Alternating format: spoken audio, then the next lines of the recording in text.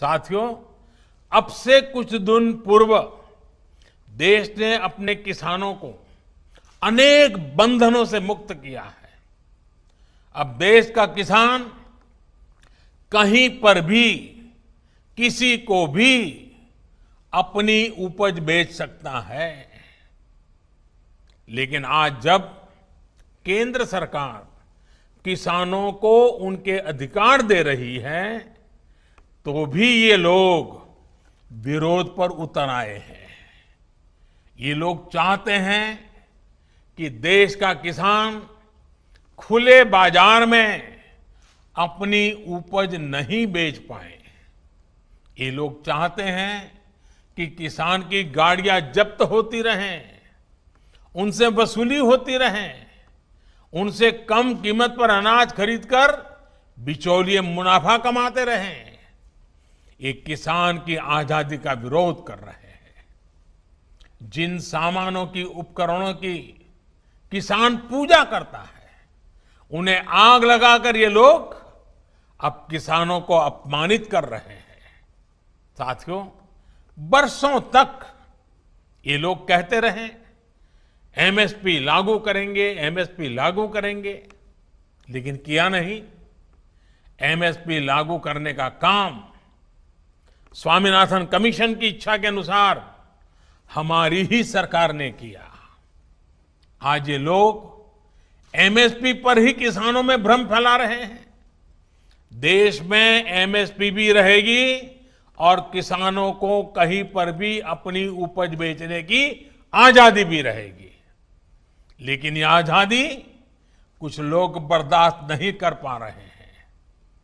इनकी काली कमाई का एक और जरिया समाप्त हो गया है, इसलिए इन्हें परेशानी है।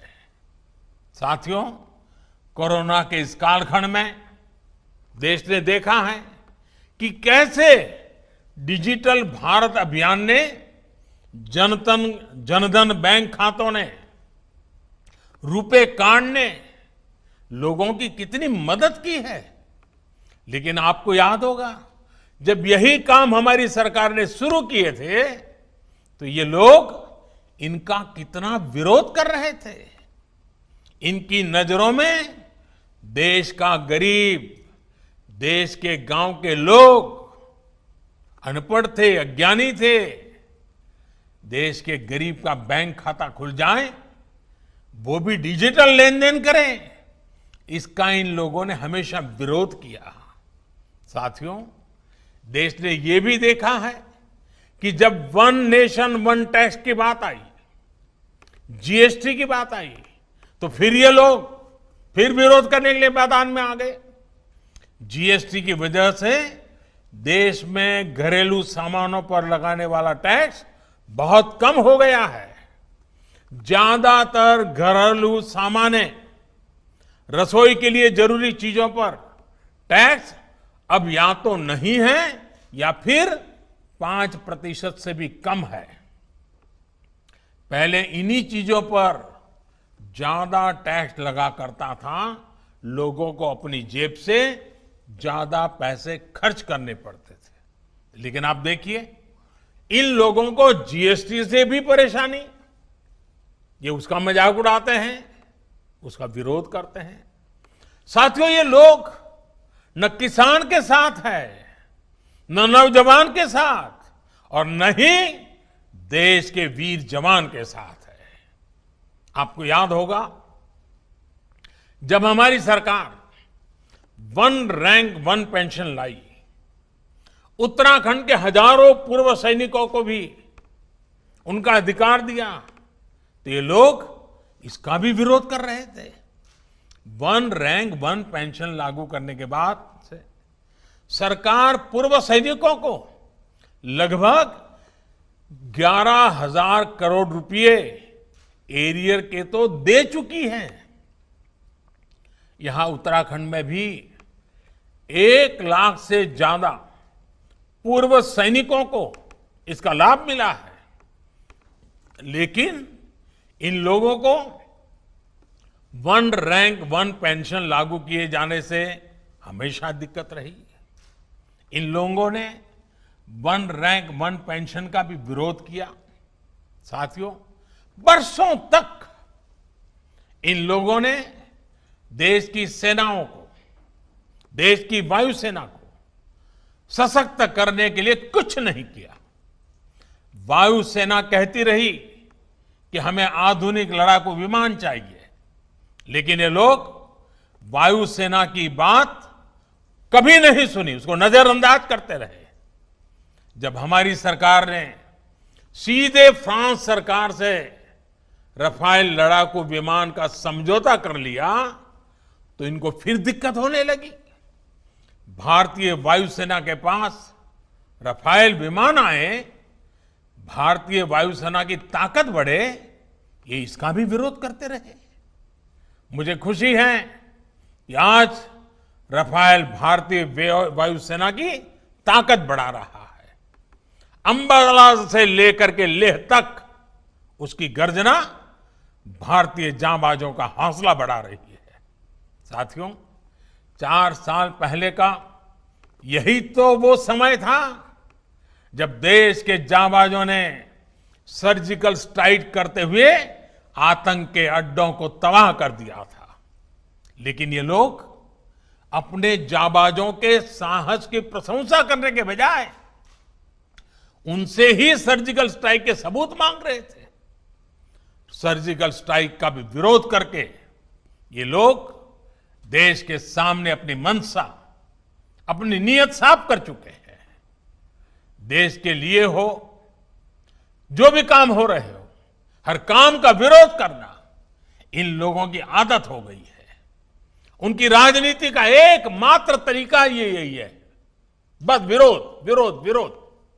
आप याद करिए, भारत की पहल पर जब पूरी दुनिया अंतर्राष्ट्रीय योग दिवस मना रही थी, पूरे विश्व में भारत गर्व कर सकता है योग पहुंच चुका है, तो ये भारत में ही योग का विरोध कर रहे थे। जब देश की सैकड़ों रियासतों को जोड़ने का काम, ऐतिहासिक काम करने वाले, भारत की एकता को मजबूत करने का काम करने वाले सरदार वल्लभ भाई पटेल की दुनिया की सबसे ऊंची प्रतिमा का अनावरण हो रहा था, तब भी ये लोग इसका विरोध कर रहे थे। आज तक इनका कोई बड़ा नेता स्टैच्यू ऑफ यूनिटी के दर्शन करने नहीं गया है। क्यों? क्योंकि उन्हें विरोध करना है। साथियों, जब गरीबों को 10% आरक्षण का फैसला हुआ, तब भी ये इसके विरोध में खड़े थे।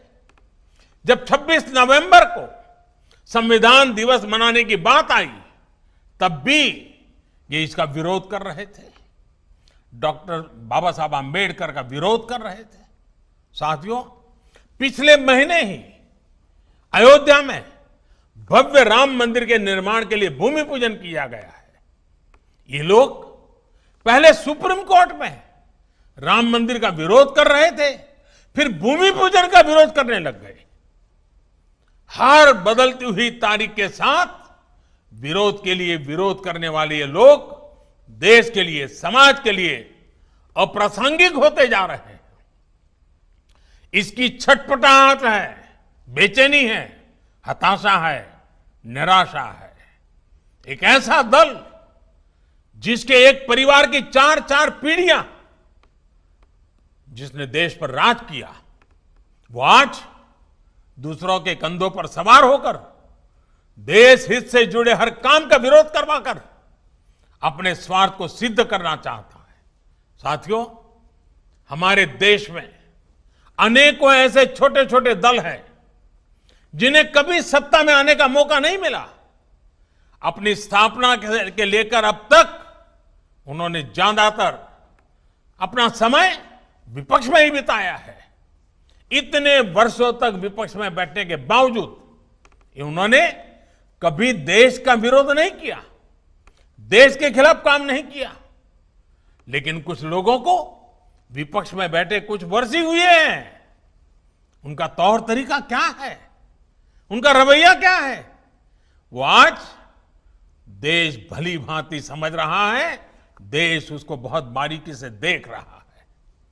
इनकी स्वार्थ नीति के बीच आत्मनिर्भर भारत के लिए बड़े रिफॉर्म्स का ये सिलसिला देश के संसाधनों को बेहतर बनाने का ये सिलसिला देश हित में है, देश की गरीबी से मुक्ति के अभियान के लिए है, देश को ताकतवर बनाने के लिए है और ये निरंतर जारी रहेगा।